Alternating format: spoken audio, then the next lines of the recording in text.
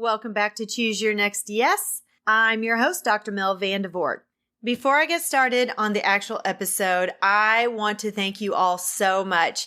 Today is my 100th episode that I have recorded and published, and I am just super thankful for all of you that listen, that come back week after week and listen to everything that I have to say. I hope that I am helping you in some way. I try to be very spirit-led in my conversations, and every topic I hope is what God is wanting me to tell you. And again, from the bottom of my heart, I just want to say thank you so much for my 100 episodes.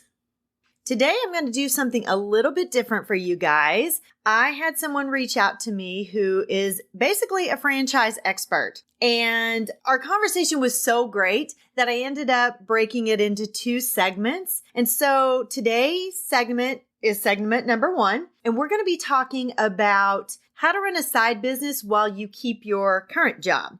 So if you're ready to transition, but you can't just walk away from your current job, you still have to have an income. Giuseppe is going to talk to you about that today. So today I have Giuseppe Grammatico. He is a franchise veteran who simplifies that process of franchising, and he excels at guiding his candidates to the model that best suits them. His greatest joy is helping people realize the American dream and sharing the freedom that comes from franchising. Franchising has allowed Giuseppe to enjoy the freedom so many people hope for, and he's going to share his expertise about that process. And I know many of you are probably curious about what franchising looks like. I have always been curious about franchising, so I'm super excited to have Giuseppe here with us today to kind of give us a little rundown on that and maybe answer some questions that you've had. So without further ado, I would like to introduce Giuseppe Grammatico.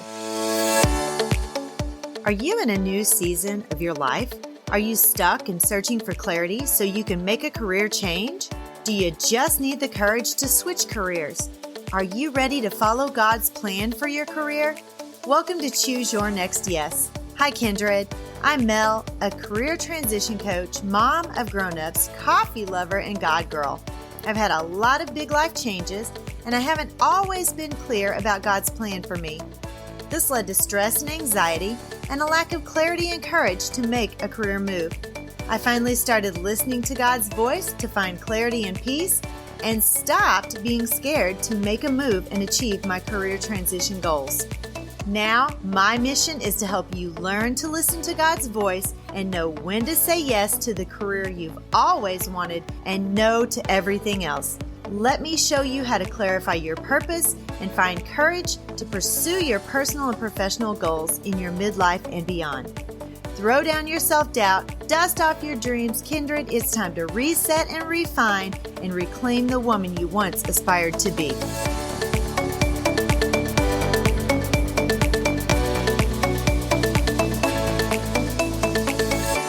Good morning, Giuseppe. Welcome to the show. We're so glad to have you. Thanks, Dr. Mel. I was looking forward to it. It's been really exciting and looking forward to diving into today's topic. Yes. Well, tell us a little bit about yourself, where you're located, and give us a little bit of a rundown on what you're here to talk to my audience about today. Yeah. So Giuseppe Grammatico, it's a mouthful. For first generation. It's Italian for Joseph, or for anyone that wonders where the name came from. And born and raised in New Jersey. Grew up in the family business. We owned a restaurant and still live in the state. And, throughout the years, loved investments. I became a corporate executive for one of the larger banks out there. Got married to my beautiful wife, have 2 children. And, the one piece missing was just hated my career. Loved business and just restaurants had some rough hours. And really wanted something to where I could own and run on my own, but said, you know what, let me try the corporate route. Financially, it was very rewarding, but the commute and hours were really long. So I decided that wasn't a good fit, and worked with a business coach and bought my first franchise back in, we'll say, around beginning of 2007. And life has been very different since then in a good way.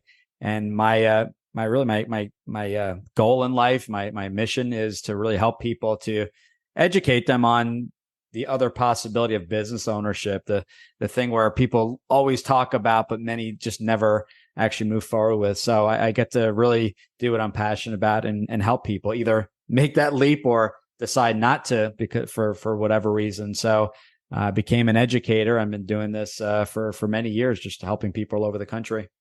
Yeah, exactly. And that's it, finding your passion. And that's exactly what my audience likes to, I mean, that's why they're here. They are Right. looking for a way to, or I guess an outlet for their passion, and owning their own business may be one of those passions that they've always had. And now is like the perfect time for them to step into that passion role and move forward. So I'm super excited that you're here to give us a little bit of a rundown on franchising and help my audience to make a decision on whether it's right for them or not. Yeah. Looking forward to it. Yeah. Passion is, we could do just a whole show in passion. If you don't mind, if we kind of even touch on that topic. Absolutely. So a franchise is a business. It's really, a franchise is something with a proven business model. There's still going to be risks. It's still an investment, obviously. But you own it 100%. They're in every industry, every investment. So I don't want to spend too much time just on what it is. More for the people that are looking for something else, right? We had talked about passion, Mm-hmm. and a lot of people are in a job, and maybe they like the job, but they want to do something else. Maybe they hate their job and they just want out, or were recently laid off. Those are kind of the three different areas. Yes. And we really like to educate and empower people, letting them know that there are options out there. If you have that job, you don't have to quit the job to start a business, whether it's a franchise or not. There are businesses to be built on the side. Like a franchise will have those businesses and have some proven systems in place to help you run the business while you keep your job. So whether it be a side hustle, a side business, whether you're looking to career pivot, career change, there are those options, and there's no right or wrong. It's really about a transitionary period. So I decided to quit my job on Wall Street and dive into that business. But at the same time, I was married. I am married, still married. But my wife, I had to be clear there. Yes, exactly. My wife was working at the time, so we had an income coming in, and maybe Yes. another person's situation, there's no income coming in. So I was lucky there that I was able to do that. But you do not have to leave. I guess my point is, you don't have to leave your job, and there are affordable options and side businesses you can run. Passion is the one that, in my opinion, there's some confusion there, and I'll just tell you from experience. I'm not kind of giving advice from just what I've learned and talking to other people. So my passion was soccer at the time, and still is. And I thought that I said passion, soccer equals business and soccer. When I was younger, it was video games. When I was in my teens and early years of college. So Yes. I actually tried working at a video game as an intern, many moons ago, and found out that was the fastest route to kill my passion, because I was in the industry, which was the thing I like doing to decompress after work. That was my passion, Right. but what I enjoyed. So, and to be very clear, I'm not saying if your passion is either or, you can't get into those businesses or those jobs. My point was that the passion piece was the thing to get away from, like get away from work, not just Exactly. relax. So in a soccer, just say franchise, you're not playing soccer, you are in the retail business. You're stocking shelves, and there's turnover, and there's hours, weekends, and holidays. So the way it was explained to me by I don't have an individual mentor, just people that I've worked with over the years, was, what is your why? Like, what do you truly enjoy? And so my why is my family, to travel with them. I love soccer. So they said, look at it this way. And this was my aha moment. If you can figure out a way, a vehicle, whether that be a job that requires very little work or hours, or a business with systems in place, but if you can figure out a way for the business to run on its own, so you're working on that business allowing you to travel with your family and go to those stadiums that I've been dying to go to in Europe, especially in Italy, which is my, dream is to go to a few of those games. That will help fuel that passion because now you are able to go to those events and not actually be in that business. So that was my aha moment. Again, it's going to be different for everyone, but I do like to really kind of educate people and say there are options out there. And if you're truly unhappy, explore, take a look at business ownership, and you can just get your feet wet. Doesn't have to be anything major. See how things go and eventually have that business take over as your full-time venture. And you don't have to report to someone every day. Exactly. And I am very much on figuring out your why first. Why do you want to do this? So you always have to define your why before you move into the what and the how. Right. Because if you don't know your why, the what and the how are not going to come very easily. And when you said that you wanted to own it and be able to remove yourself from it and still it be successful without you, in my side hustle, what I do as an instructional designer and consultant for a company in the area where I live, that is one of our workshops is, are you an owner or a manager? And you don't want to be a manager. You want to be the owner. And then you want somebody else to be the manager and take care of that day-to-day stuff.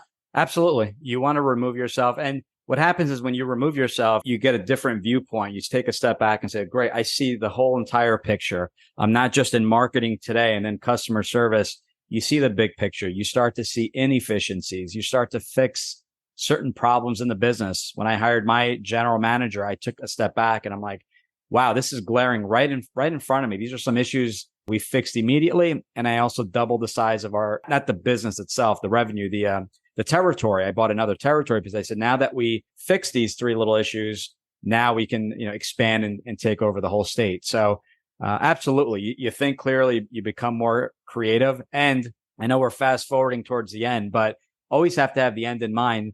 And the end in mind was just say a 10-year exit. The more removed you are from the business and the less involved, you're going to get a higher multiple and a higher valuation at the end of the day, because at the end of the day, you may want to sell, and that's going to be part of maybe your retirement if there's resale value there. But the more removed you are, the more you'll get for the underlying business.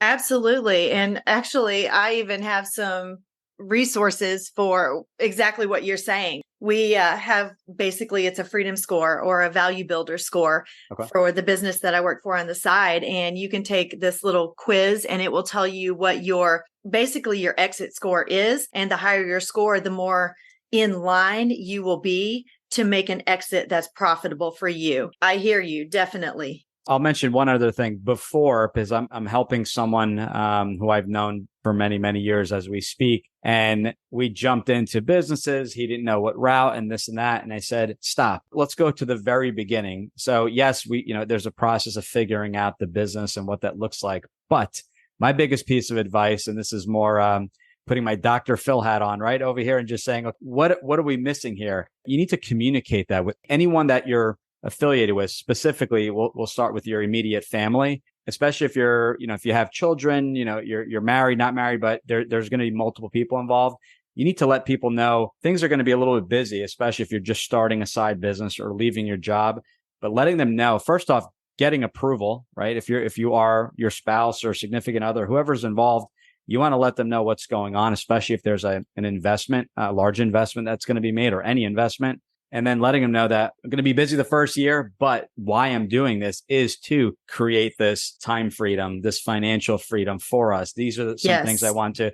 So I think that's something that's missed, especially when I speak with someone and their significant other are not on the call. I always say, let's reschedule this, have them come back on, because I want to make sure all parties are comfortable before moving on. And that's you are very much validating exactly what I say to my ladies or anybody who's listening to my show, to definitely, when you are wanting to start something like that, you definitely have to have everybody on board, because it's going to be an uphill battle if it's just you by yourself and you are not partnered with the people who are closest to you.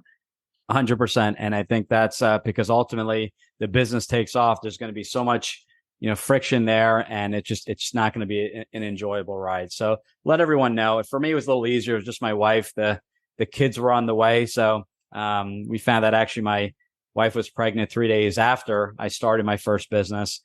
So that was my why is I had to make this work, right? Baby on the way, starting a family. So, but yeah, letting people know, don't be nervous. You'll be shocked at like, that's great. We knew you maybe weren't happy with your job or you wanted something else. And you'll be surprised how many people will raise their hand and say, how can I help? What do you need from us during this period? Whether it be personally watching the kids or professionally, I can answer the phone for you if you have a meeting or that kind of thing. So, right. And most of my audience, they are getting ready to either transition completely into being an empty nester, or they already are an empty nester. So this is their time to really make that leap, and pivoting would be so much easier at this point because it really is going to only be either you or you and your spouse or you and your boyfriend. Right. And you need to really get them on board, but you also don't have to worry about the whole family dynamic to kind of get in the way, for lack of a better way of saying it. So the soccer practices in the middle of the day and games and things. Absolutely. So you can be a little bit more focused, obviously, on the business and really just focus on it, whether it be full-time, part-time, whatever the case may be. There are options for everyone. And I always say, why not bet on yourself, right? You only live once. Get educated, get informed. You do the research to see what's out there. There's a term I used to call it maybe tough love. Maybe that's not the best term for it, but I'm very direct when people contact me and say, well, I heard on a podcast that if you buy one of these franchises, you can't lose money. And I said, no, you can. Let's just set the expectation to what it is. It's a business on training wheels. It's a business with you're going to get a ton of support. You're going to get other franchisees you can work with, if that's what you're looking for. And that fit, as far as, and I think we're going to talk about this later, is not for everyone. You have autonomy, but you need to follow a system. That's the value proposition of any franchise. So we had talked a little bit about this part of our conversation being a little bit focused on maybe some funding options to franchise. So can you maybe dig into that just a little bit in the last few minutes that we have together? Sure. So where a lot of people assume franchises cost millions of dollars, they're looking at these big food franchises. Franchises are going to range under 100 to the millions. A lot of home service brands may only be a couple 100,000, depending on how you structure it and that. So, but as far as funding options go, you don't need millions of dollars and you don't need all the money up front. So for the most part, what people don't realize is where you can get access to the money. So we'll go down some quick options. Number one, everyone's real estate, it seems, is going up. So if you own a home equity lines of credit can easily be obtained. They're also great to have with any business, just in case you need some, you're behind on some payments. Getting behind, meaning vendors are behind. You need to pay some employees or last minute changes. It's always good to have for an emergency reserve. You can also fund your business. Second, for those people that have left their job or are transitioning out, you can use retirement. We could spend a whole show there, but basically it's called a Rob's retirement rollover for business startup. And you can use traditional IRAs, old 401ks. If you leave your job, your previous employer's 401k to fund that business. No penalties or anything like that. It's structured via a C corporation. And then the SBA will do lending as well, government-backed loans. Maybe you're looking at 20 to 30% of the project cost that you'll be placing as a down payment. Now you can access your equity. You can access your retirement.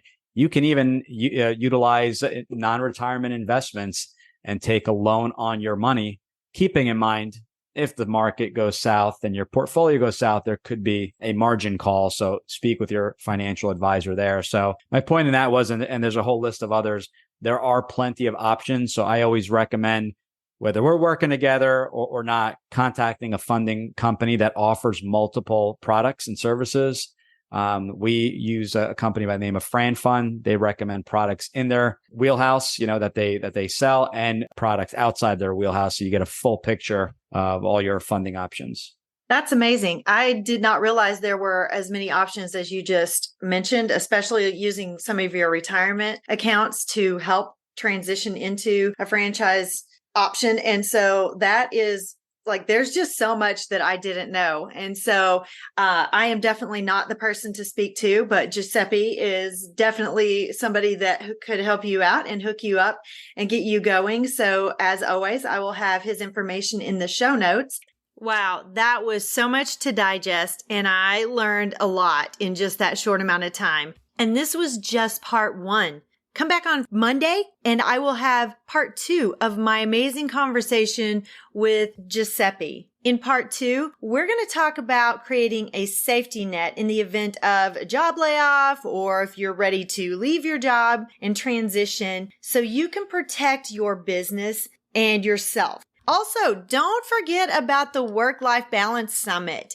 I will have that link in the show notes as well. We have some amazing speakers, and you are not going to want to miss this wonderful event. It is happening on October 21st. It's a full day live virtual event, and there are so many breakout sessions. It's amazing. You just can come and listen and just soak in all of the great information. We have something for everyone. This is not just for one audience. We have leadership, we have health, we have so many different things that you can choose from. So don't forget to get registered for that as soon as possible.